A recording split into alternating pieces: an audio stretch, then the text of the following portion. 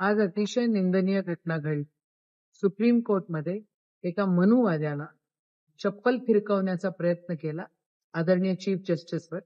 गवई साहेब एक बुद्धिस्ट, एक मागासवर्गीय समाजातून येतात आणि संविधानाने त्यांना तो अधिकार दिलेला आहे, म्हणून ते बसलेले आहेत.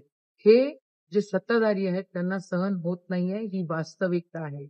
आज अशा प्रकारची घटना आपल्या देशामध्ये घडणं हे अतिशय निंदनीय आहे.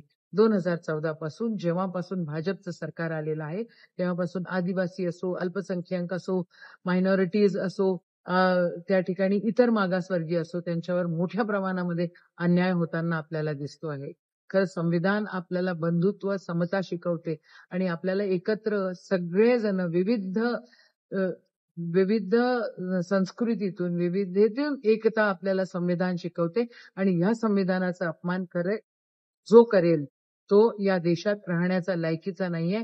या संविधानाच्या रक्षणासाठी आमचा जीव गेला तरी चालेल, पण काँग्रेस म्हणून आम्ही सदैव त्या ठिकाणी राहू, असं या ठिकाणी बोलते. पुन्हा एकदा आज जे सुप्रीम कोर्टात घडलं त्याचा निषेध करते आणि माझे 2 शब्द संपवते. जय हिंद, जय संविधान.